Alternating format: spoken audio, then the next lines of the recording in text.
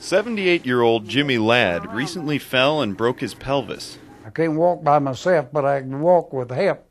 He's getting that help here, at Atoka Memorial Hospital, in this Oklahoma town where he's lived most of his life.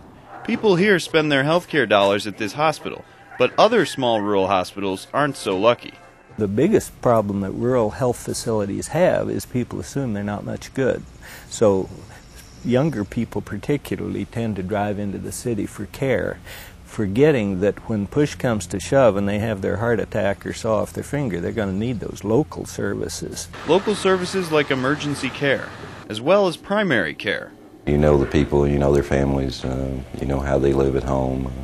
You run into them at various functions and around town, and so you're much more familiar with their condition than you would be in a large area. The hospital is here to serve about 15,000 people in the surrounding county, but averages only 8 patients a day. It costs a lot to keep running and requires a commitment from the community.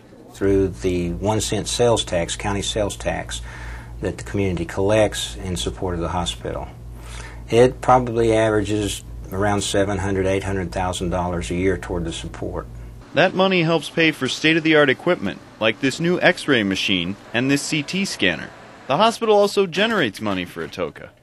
The hospital employs somewhere between 120 and 140 employees, and the economic impact on the community with the hospital alone is somewhere around $4 million. But that would disappear, along with convenient access to health care without the hospital. Well, this is the most important building we've got in Atoka right today or any other day. Jimmy knows it's use it or lose it when it comes to the quality care at this small rural hospital. This is Edgar Borges reporting.